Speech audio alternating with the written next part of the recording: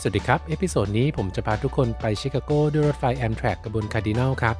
โดยจะพักในห้องแบบรูมเมทใช้เวลาเดินทางประมาณ28ชั่วโมงซึ่งผมก็ได้เก็บวิวสวยๆระหว่างทางมาฝากทุกคนครับไปกันเลยครับ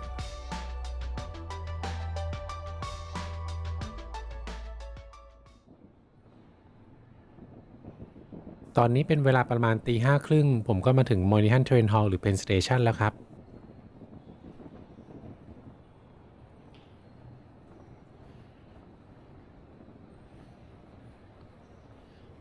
ตอนนี้ก็มาถึง Moynihan Train Hall แล้วนะครับ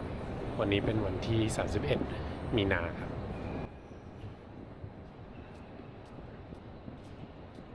ที่เห็นอยู่บนชั้น2ทางซ้ายก็คือ Metropolitan Lounge ครับซึ่งผู้โดยสารที่เดินทางด้วย Sleeper ก็สามารถไปใช้บริการได้แต่ในวันเสาร์อาทิตย์จะเปิดบริการตอน7โมงซึ่งก็จะไม่ทันเวลาที่ผมจะต้องขึ้นขบวนรถครับ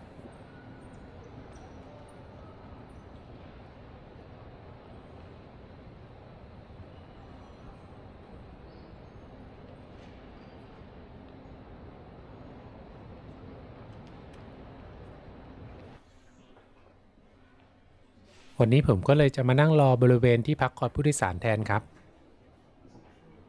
ที่นั่งก็ค่อนข้างคลาสสิกครับแล้วก็จะมีจอบอกว่าขบวนรถแต่ละขบวนอยู่ชานชาลาไหนเวลาอะไรนะครับ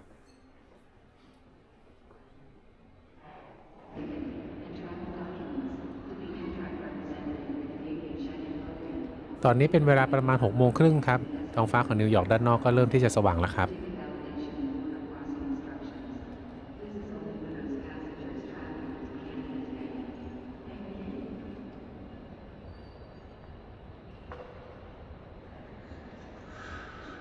ได้ยินประกาศเรียกให้ขึ้นขบวนรถที่ชานชาลา8ครับก็เดินไปที่ชานชาลาเลย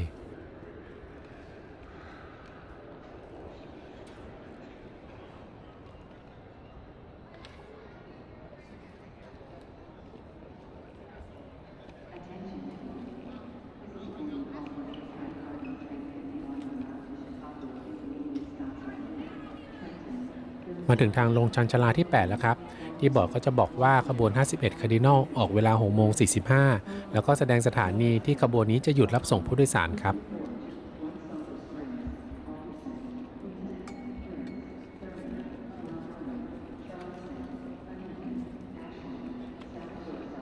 ไปต่อแถวขึ้นขบวนรถไฟกันเลยครับ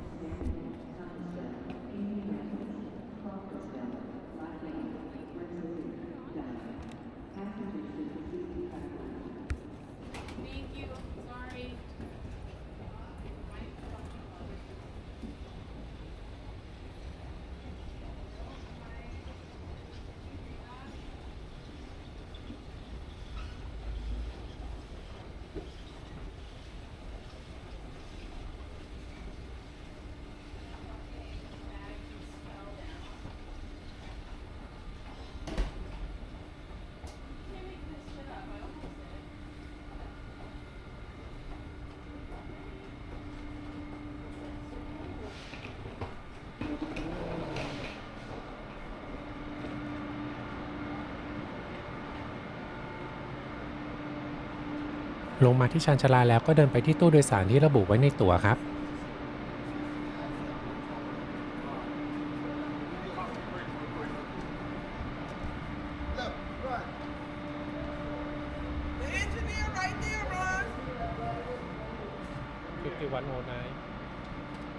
Where you going? Chicago Next door.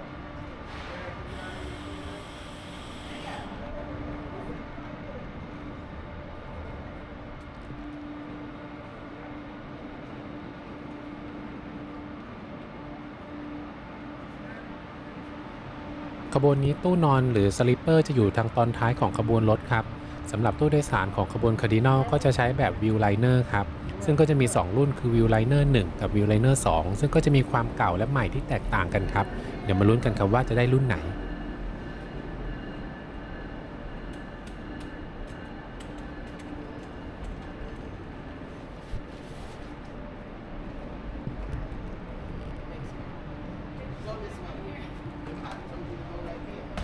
Number 5. To the right, number 4. เข้ามาที่ตู้แล้วก็เดินไปที่ห้องกันครับวันนี้ผมได้เดินทางกับ Viewliner 2 ก็สังเกตได้จากการบุลายผนังไม้นะครับแล้วก็เบาะที่เป็นสีม่วงแทนที่จะเป็นสีน้ำเงินครับสำหรับห้องของผมเป็นห้องหมายเลข 4 ครับนี่ครับห้องรูมเมทของผมตลอด 28 ชั่วโมงต่อจากนี้ครับ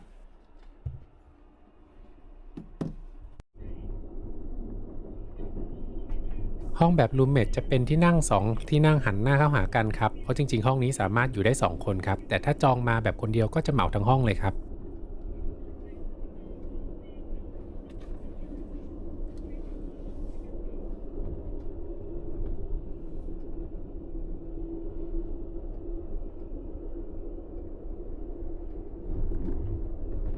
ด้านบนก็จะมีช่องเก็บกระเป๋าเดินทางครับแต่ไม่ใหญ่มากนี่ก็ต้องยัดเข้าไปเหมือนกันครับ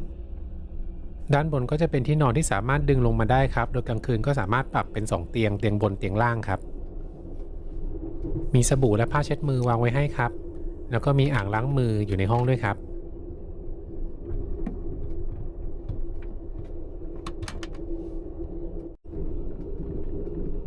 มีม่านที่สามารถปิดได้เพื่อความเป็นส่วนตัวครับ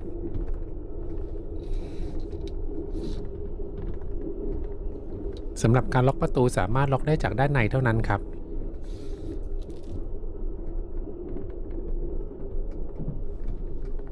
ด้านล่างของที่นั่นอีกฝั่งก็จะมีถังขยะ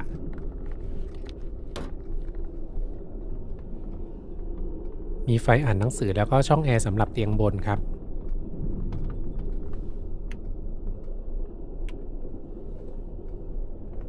แล้วก็มีสวิตช์ไฟต่างๆทั้งไฟเพดานแล้วก็ไฟไนท์ไลท์ครับสีฟ้าๆส่วนข้างๆก็จะเป็นเทอร์โมสตัตครับ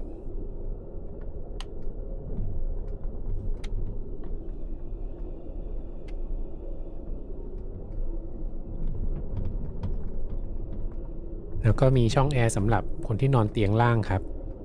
ด้านบนของที่นั่งก็จะมีไฟแอเรียไลท์กับ Reading Light ครับแล้วก็มีโต๊ะกลางที่สามารถกางออกมาเป็นโต๊ะอาหารหรือว่าโต๊ะไว้นั่งทำงานก็ได้ครับ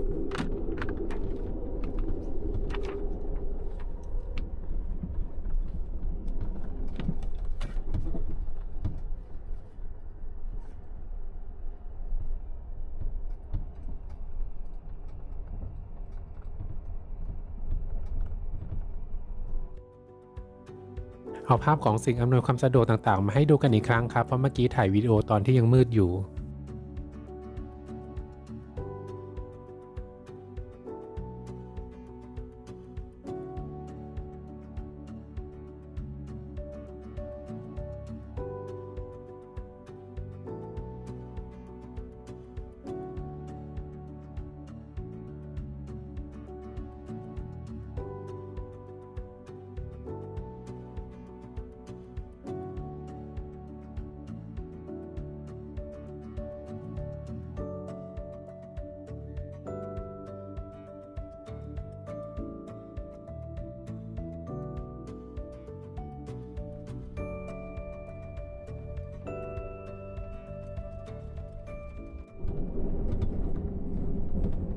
สถานีต่อไปนิวยอร์กเป็นสเตชันรัฐนิวเจอร์ซีย์ครับ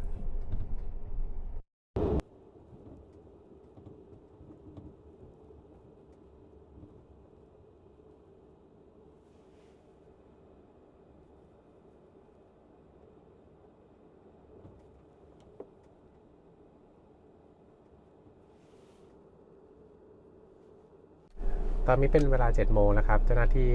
เทรนนัทเทนเดนก็เอาอาหารเช้าที่สั่งไว้เป็นแพนเค้กนะครับเอามาเสิร์ฟที่ห้องแล้วเดี๋ยวมาดูครับว่าแพนเค้กเป็นยังไงบ้างนะครับมาดูก่อนว่าเขาให้อะไรมาบ้างก็มีกาแฟนะครับก็เครื่องดื่มก็สามารถที่จะสั่งได้เขาก็จะมีเมนูอยู่นะครับเป็นแบบนี้ว่าเมนูเครื่องดื่มอยากจะอย่างไรบ้างแล้วอาหารเช้าก็จะมีเป็น Continental Breakfast เป็น Buttermilk Pancake แล้วก็ 3 Egg Omelette นะครับแต่ผมสั่งมามื้อแรกวันนี้เป็น Buttermilk Pancake ครับก็มีช้อนส้อมนะครับเป็นพลาสติกนะฮะมีแยมมีเนยแล้วก็มีน้ำส้มนะครับแล้วแพนเค้กเรามาเปิดกันเลยก็มีแพนเค้ก2ชิ้นใหญ่ๆนะครับแล้วก็มีซอสเศษ2ชิ้นครับหมดแล้วครับก็เดี๋ยวจะกินข้าวเช้ากันเลยครับ ลืมบอกไปว่าสำหรับผู้โดยสารสลิปเปอร์อาหารทุกมื้อจะรวมอยู่ในค่าโดยสารครับ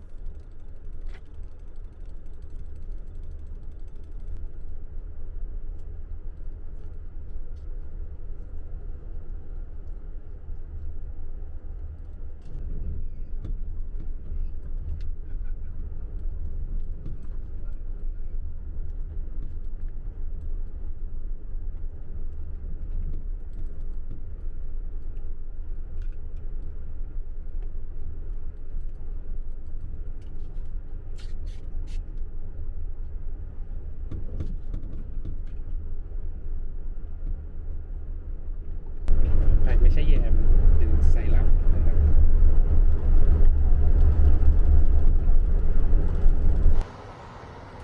พาไปเดินดูในขบวนรถกันครับ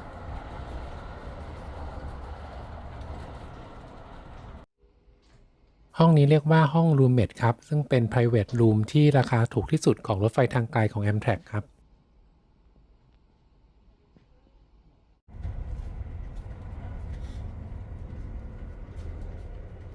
ส่วนห้องนี้เป็นห้องแบบ bedroom ครับซึ่งใหญ่ขึ้นเยอะเลยแล้วก็มีห้องน้ำภายในตัวครับ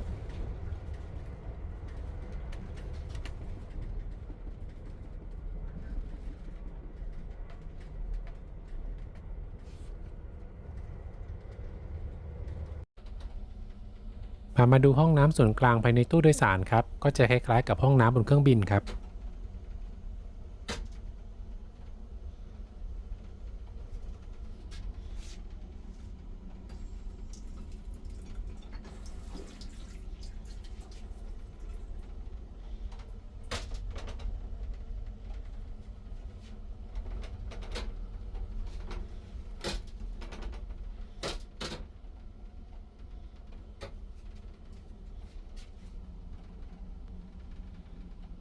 กลอนล็อกประตูแข็งไปนิดนึงครับเปิดปิดยากมากตอนนี้อยู่ระหว่างทางไปสถานีเทรนตันรัฐนิวเจอร์ซีย์ครับ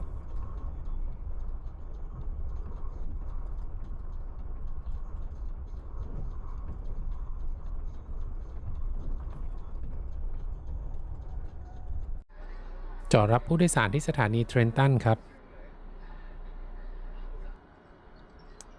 รถไฟข้างๆนี่น่าจะเป็น NJ Transit นะครับ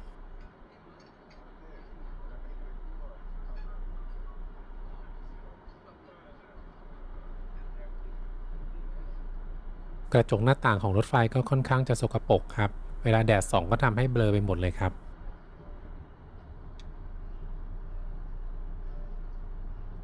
รถออกจากสถานีเทรนตันนะครับสถานีต่อไปเป็นฟิลาเดลเฟียเพนซิลเวเนียครับ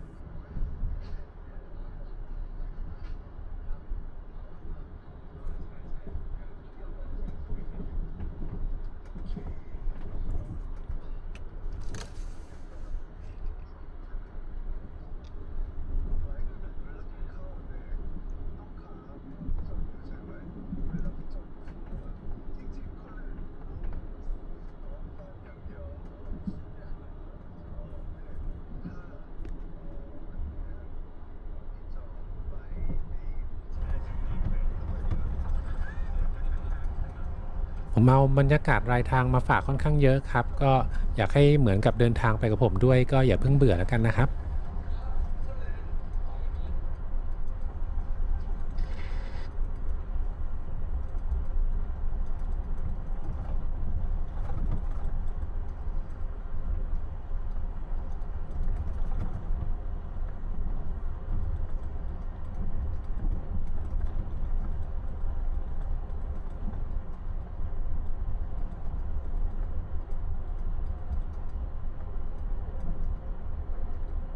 ระหว่างนี้ก็ขอเล่าข้อมูลคร่าวๆเกี่ยวกับรถไฟ Amtrak ขบวน Cardinal ครับรถไฟขบวน Cardinal เป็นเลขขบวน 50 และ 51 ครับโดยขบวน 50 จะเป็นขบวน Eastbound ส่วน 51 จะเป็น Westbound ให้บริการระหว่าง Penn Station นิวยอร์กซิตี้กับ Chicago Union Station ชิคาโกรัฐอิลลินอยส์ครับรถไฟขบวนนี้เดินทางทั้งหมดใช้เวลา 28 ชั่วโมง 15 นาทีครับให้บริการสัปดาห์ละ 3 เที่ยวเดินทางผ่านทั้งหมด 12 รัฐครับเป็นรูปตัว Uเริ่มต้นจากนิวยอร์กผ่านรัฐนิวเจอร์ซีย์เพนซิลเวเนียเดลาแวร์แมริแลนด์ดิสทริกต์ออฟโคลัมเบียหรือ DC ครับแล้วก็ เวอร์จิเนียเวสต์เวอร์จิเนียเคนตักกี้โอไฮโออินเดียนาแล้วก็สิ้นสุดที่รัฐอิลลินอยส์ครับโดยเมืองสำคัญที่รถไฟขบวนนี้จอดรับส่งผู้โดยสารได้แก่ฟิลาเดลเฟียเพนซิลเวเนียวิลมิงตันเดลาแวร์บัลติมอร์แมริแลนด์วอชิงตันดีซีอเล็กซานเดรียเวอร์จิเนียชาร์ลอตสวิลล์เวอร์จิเนียชาร์เลสตันเวสต์เวอร์จิเนียอินเดียนาโพลิสอินเดียนาแล้วก็ชิคาโกอิลลินอยส์ครับโดยชื่อของขบวนคาร์ดินัลทีแรกผมก็เข้าใจว่าเกี่ยวกับพระคาร์ดินัลหรือพระสันตะปาปาแต่จริงๆแล้วเป็นชื่อของนกคาร์ดินัลซึ่งเป็นนกประจำรัฐของ6รัฐที่ขบวนรถนี้เดินทางผ่านครับ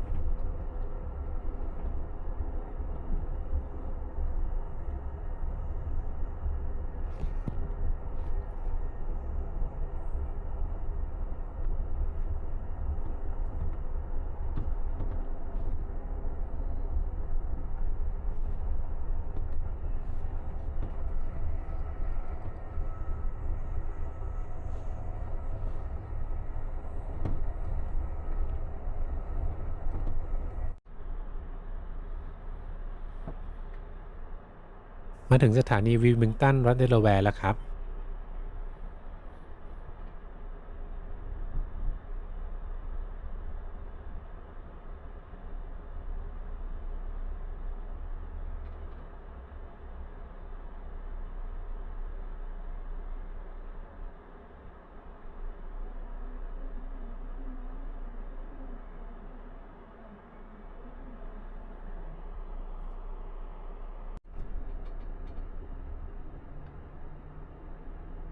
ออกจากสถานีวิลมิงตันตอนนี้ขบวนรถยังตรงเวลาอยู่ครับ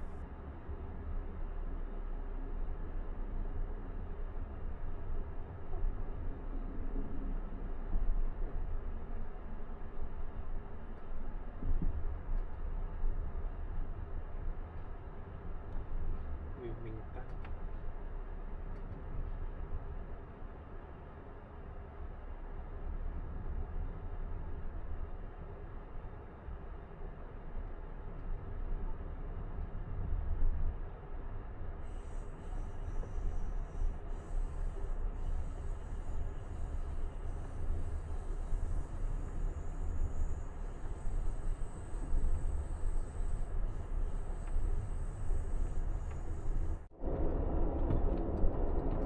ตอนนี้กำลังมุ่งหน้าไปต่อที่สถานีบัลติมอร์เพนสเตชัน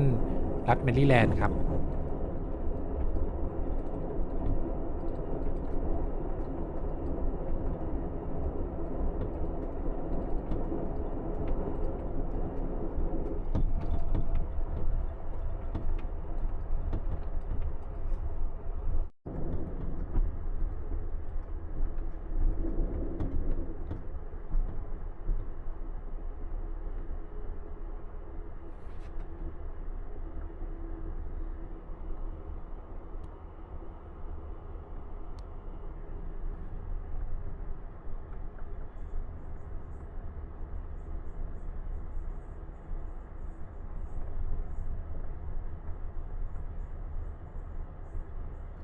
บัลติมอร์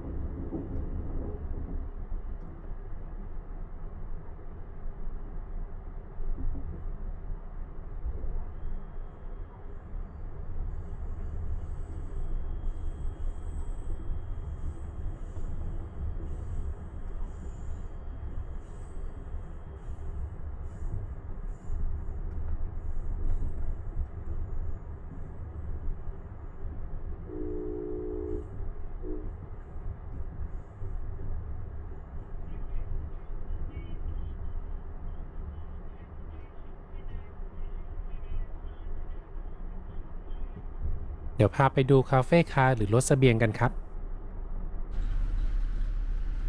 ตอนนี้ก็อยู่ที่คาเฟ่คาร์ครับซึ่งการรับประทานอาหารก็สามารถมาทานอาหารที่นี่ได้ครับโดยจะต้องจองเป็นรอบๆหรือจะทานที่ห้องตามเวลาที่สะดวกก็ได้เลยครับสำหรับผู้โดยสารตู้นอนก็สามารถมารับชากาแฟได้ฟรีที่คาเฟ่คาร์ครับ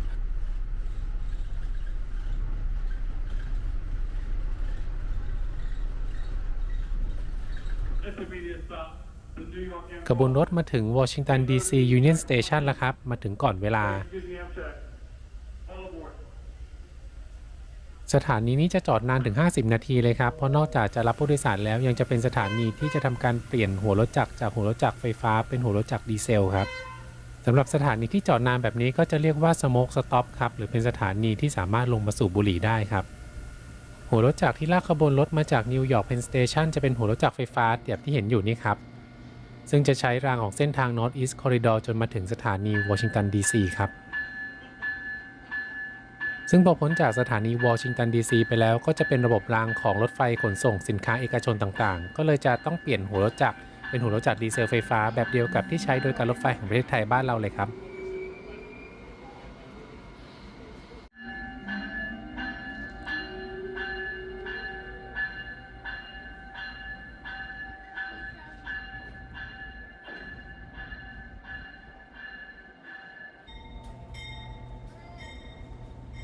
ตอนนี้ก็เราหัวรถจักรดีเซลมาต่อกับตู้โดยสารครับเห็นอยู่ชันชาลาข้างๆแล้วครับ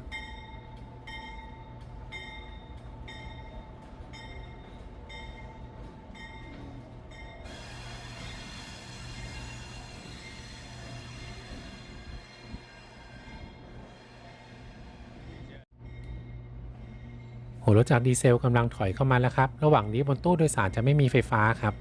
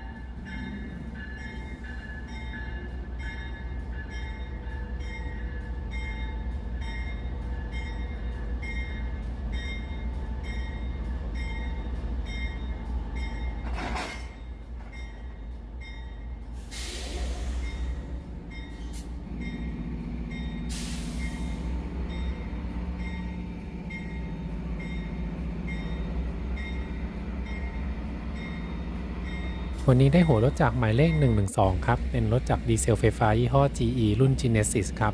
ซึ่งเป็นหัวรถจักรดีเซลที่ Amtrak ใช้อยู่เป็นหลักครับนี่ก็เป็นหน้าตาของรถจักร GE Genesis ครับ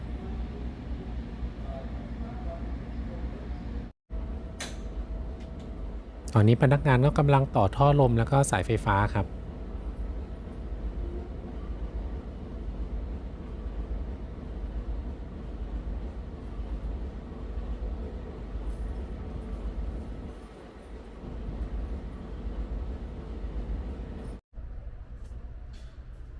เดี๋ยวพาไปดูที่นั่งชั้นโค้ชคลาสนิดนึงครับ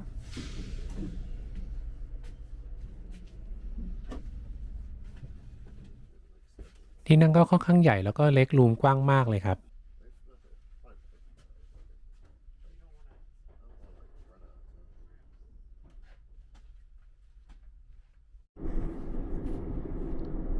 สถานีต่อไปอเล็กซานเดรียเวอร์จิเนียครับ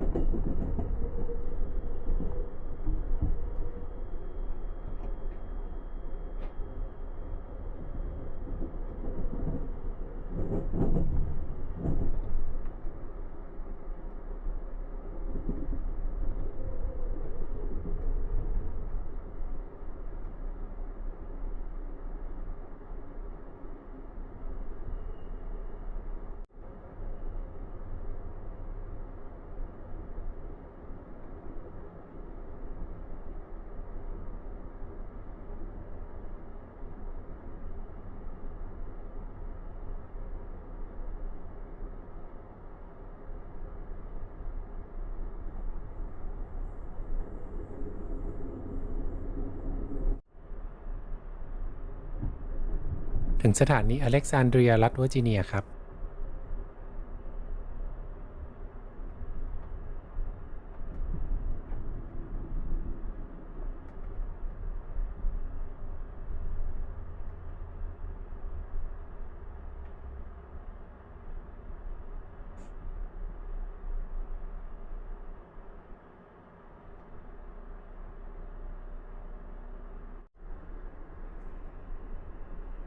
ออกจากสถานีอเล็กซานเดรียมาแล้วครับ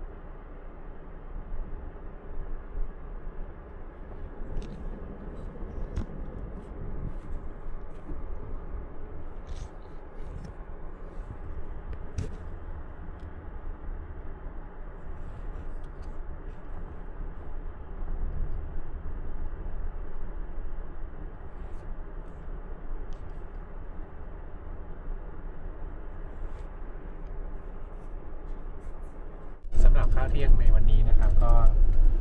สั่งบีฟเบอร์กันดี้มาครับโชว์ให้ดูแล้วก็จะมาคู่กับสลัดนะครับส่วนเครื่องเคียงก็จะมีขนมปังเคียงก็จะมีขนมปังแล้วมีน้ำส้มก็มีบราวนี่ครับ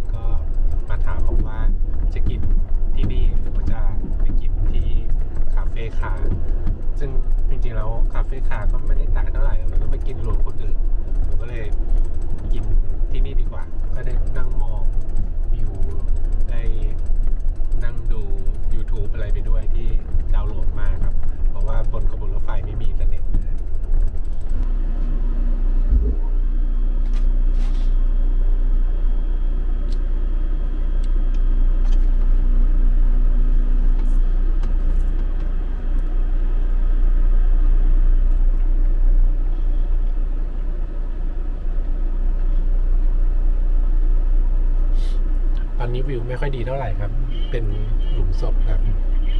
เป็นสุสานนะ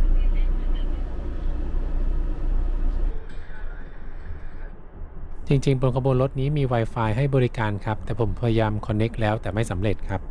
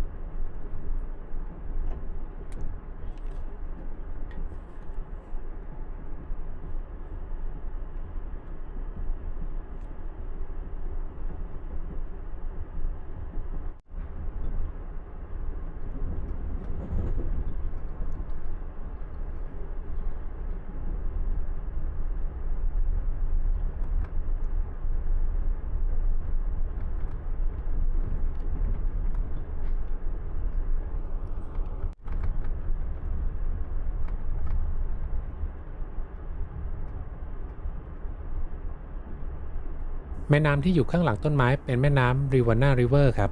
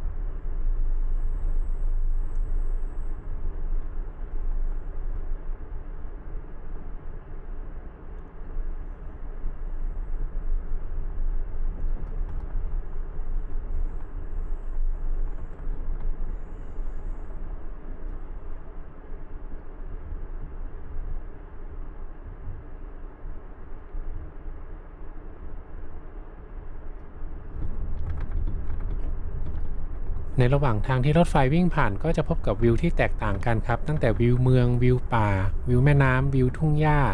ซึ่งแต่ละฤดูแล้วก็แต่ละทิศทางของขบวนจาก Eastbound กับ Westbound ก็จะเห็นวิวที่แตกต่างกันครับ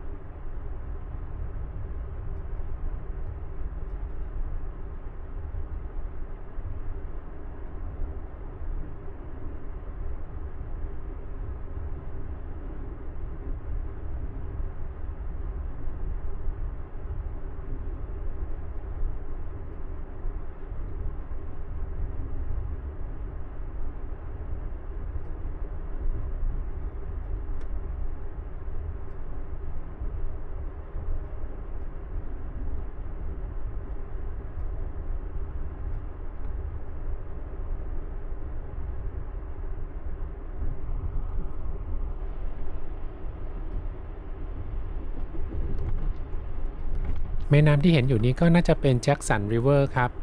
ถ้าผิดก็ขออภัยนะครับผมใช้วิธีเอาเว เวลาที่รถไฟวิ่งผ่านเทียบกับ Google Timeline ที่ track โดย GPS ครับ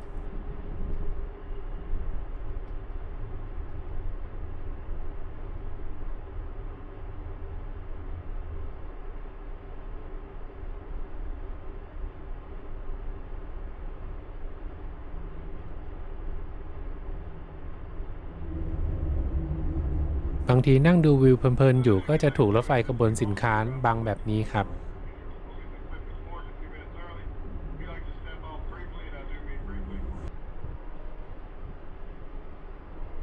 นี่ก็เป็นบรรยากาศชนบทของอเมริกาครับ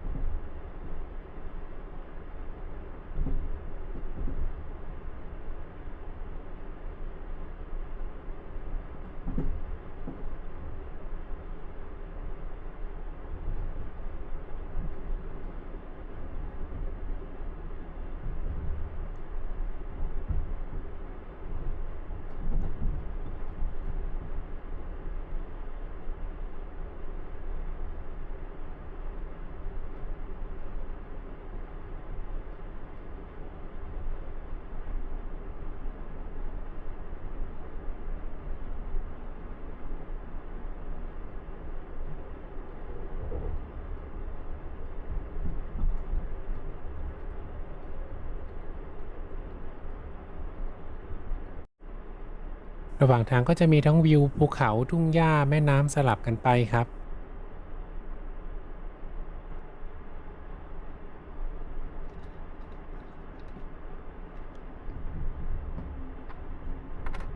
แม่น้ำนี้ก็เป็นแม่น้ำ Greenbrier River ครับแดดยามบ่ายแก่ๆสีส้มกระทบกับต้นไม้แห้งๆก็สวยดีเหมือนกันครับ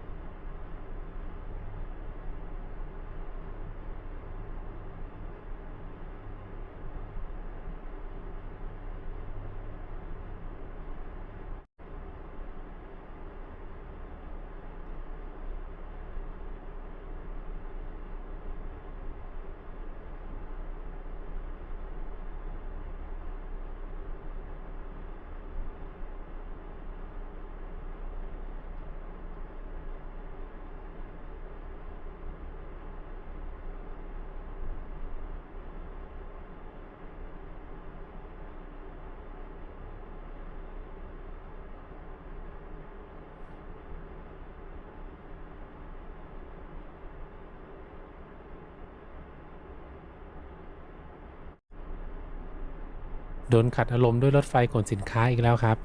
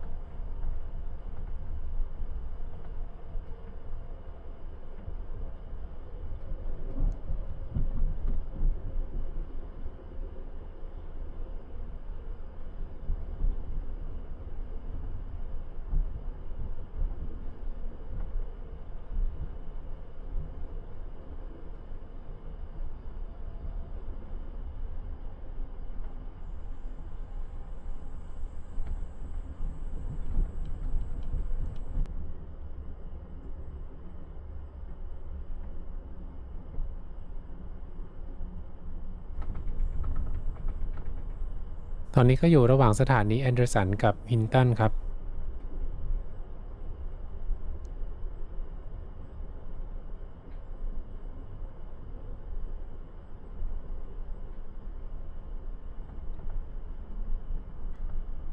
on the way to Hinton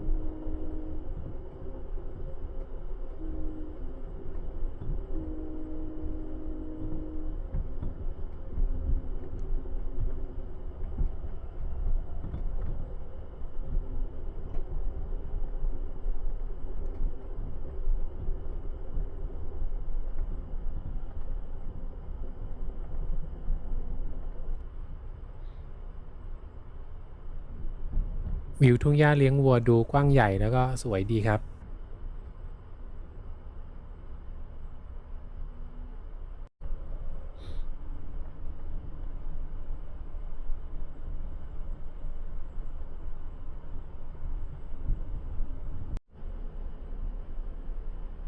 ตอนนี้ก็มาถึงแม่น้ำนิวริเวอร์ครับนึกว่าจะมาไม่ทันพระอาทิตย์ตกซะแล้วนะครับเป็นไฮไลท์หนึ่งของขบวนนี้เลยครับ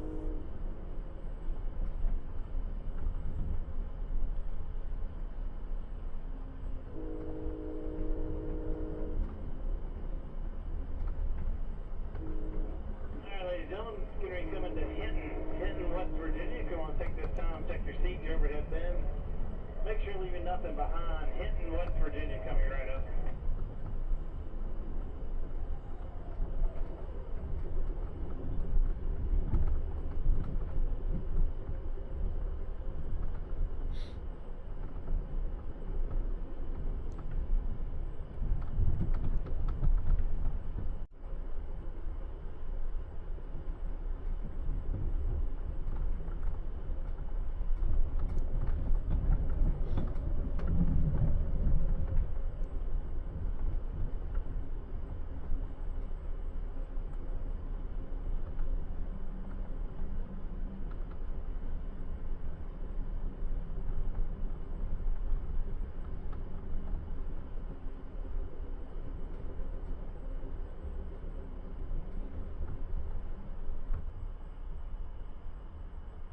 New River เป็นแม่น้ำที่กว้างใหญ่มากครับบางจุดก็จะมีแก่งหินด้วยครับ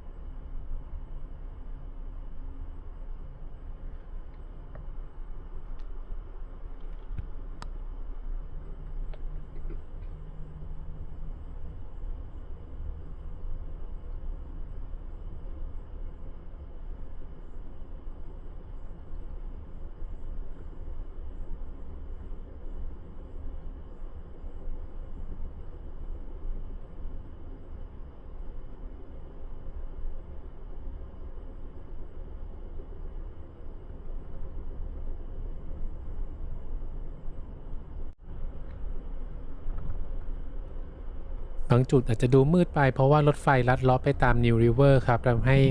บางจุดพระอาทิตย์อยู่ด้านหลังบ้างบางจุดอยู่ด้านหน้าบ้างทำให้ดูมืดไปบางขณะครับ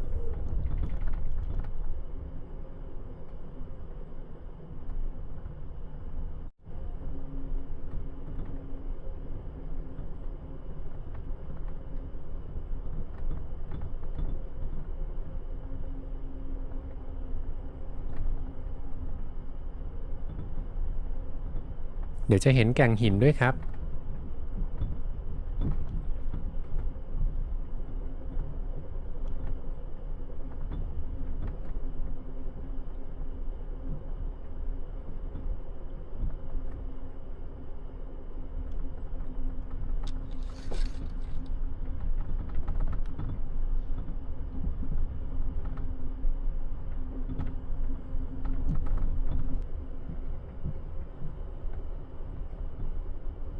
เก็บบรรยากาศของ New River มาให้ดูกันยาวๆเลยครับ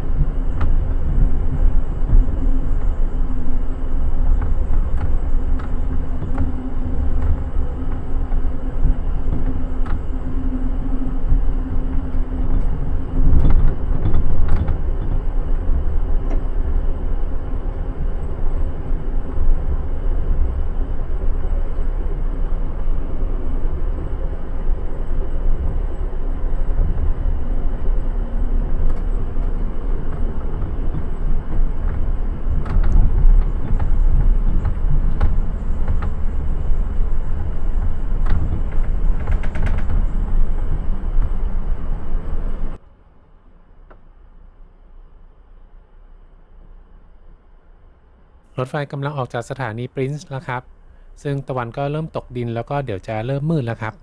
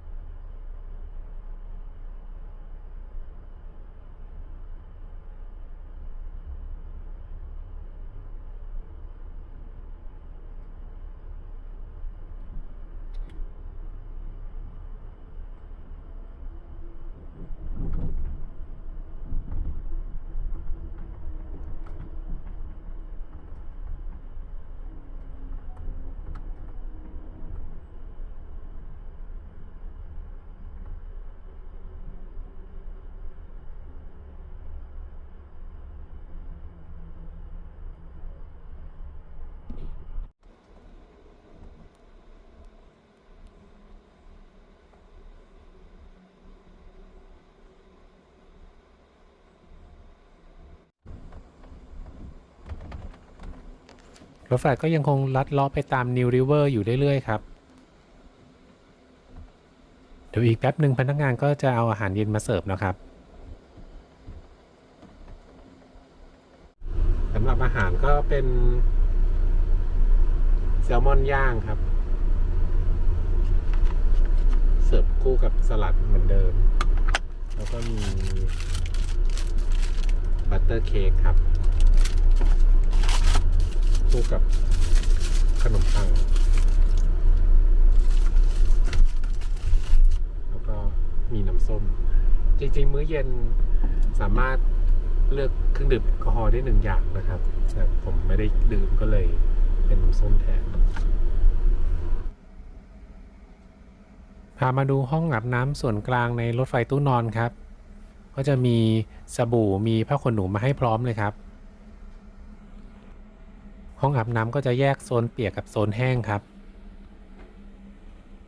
แต่เดี๋ยวผมจะไปอาบอีกห้องนึงครับเพราะว่าห้องนี้น้ำไม่ร้อนครับ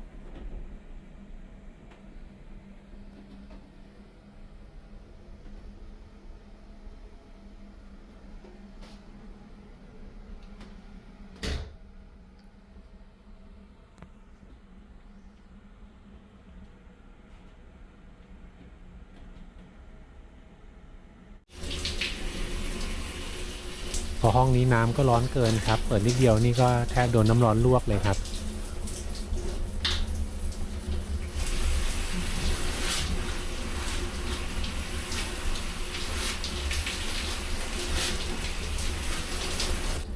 น้ำร้อนมากเลยครับ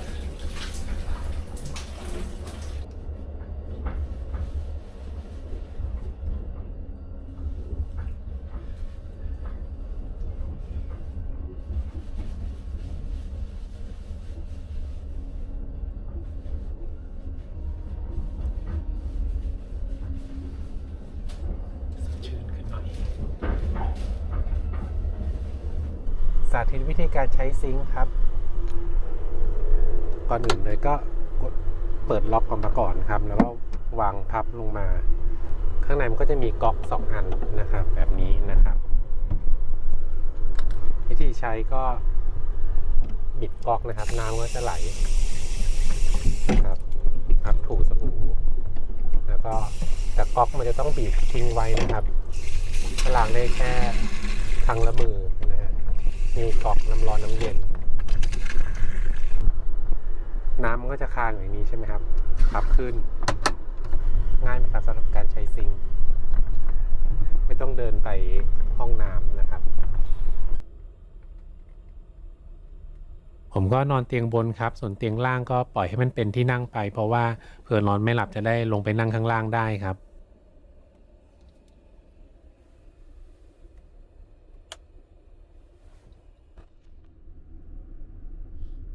สวัสดีตอนเช้าครับทานอาหารเช้าก่อนที่จะเดินทางถึงชิคาโกครับเมื่อคืนก็นอนหลับสบายครับ ผ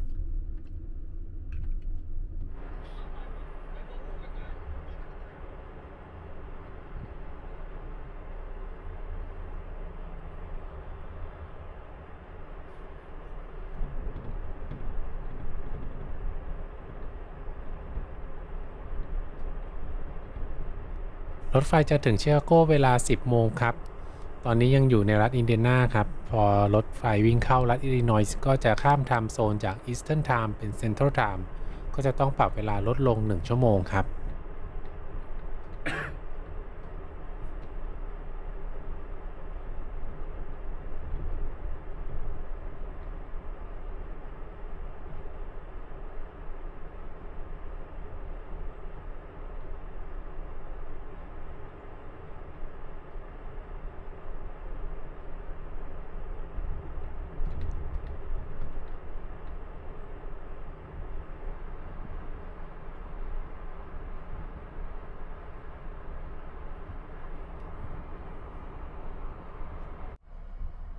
ตอนนี้ก็ใกล้ถึงชิคาโกแล้วครับรถไฟจอดแช่อยู่นานเลยครับทำให้ล่าช้าคอนดักเตอร์ประกาศว่ารถไฟจะล่าช้านิดหน่อยครับเพราะว่าการจราจรของรางหนาแน่นต้องประสานกับบริษัทรถไฟขนสินค้าอยู่หลายบริษัทครับ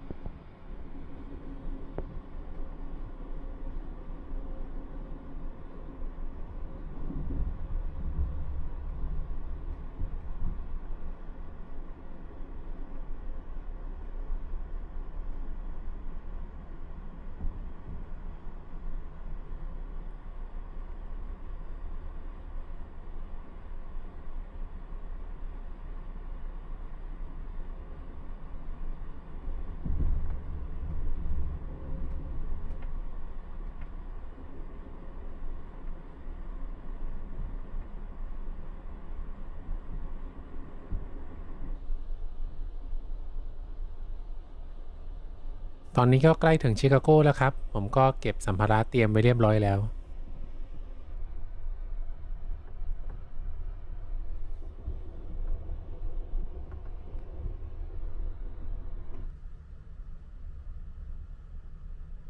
มาถึงย่านสถานีชิคาโกแล้วครับ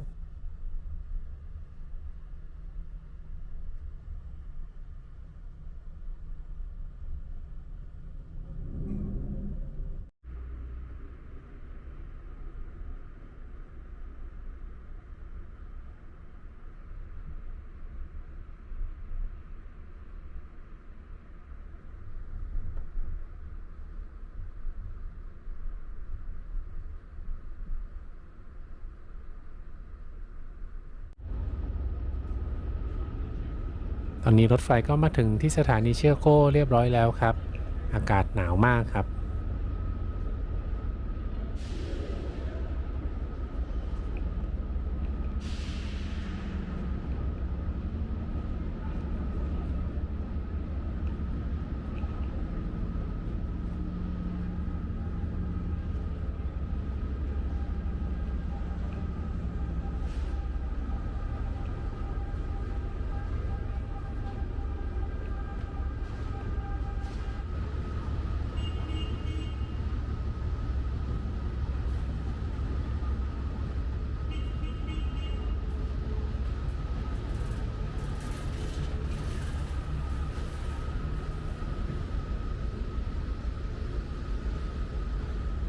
ระหว่างที่จอดรออยู่นานๆก่อนเข้าสถานีชิคาโกยูเนียนสเตชันก็น่าจะมีการต่อกับรถไฟอีกขบวนครับตู้รถไฟที่เห็นเป็น2ชั้นนี้ก็เป็นแบบซูเปอร์ไลเนอร์ครับซึ่งอีก2วันผมจะมาขึ้นรถไฟขบวน Southwest Chief ไป LA ซึ่งก็จะเป็นตู้โดยสารแบบซูเปอร์ไลเนอร์ครับ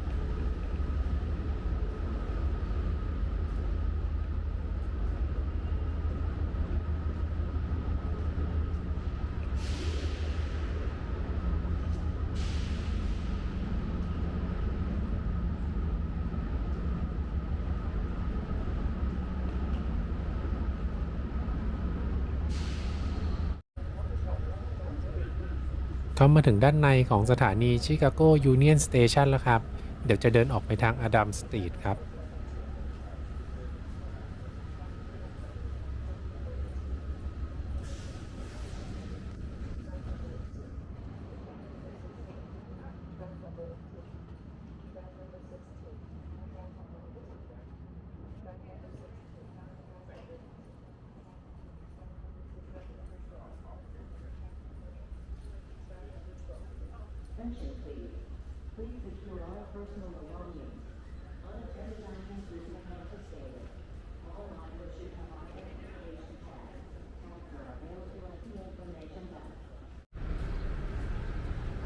มาถึงนะครับชิคาโก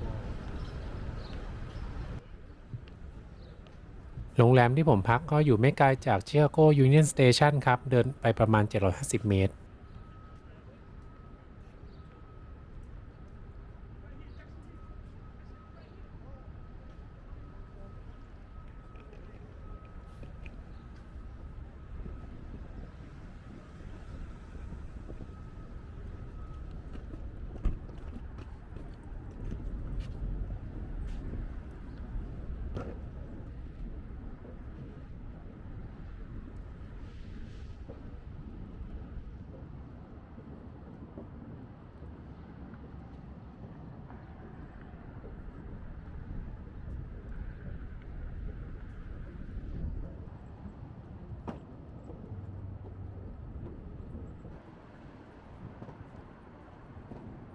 มาถึงโรงแรมแล้วครับผมจะพักที่ชิคาโก2 คืนที่เซ็นทรัลลูปโฮเทลครับ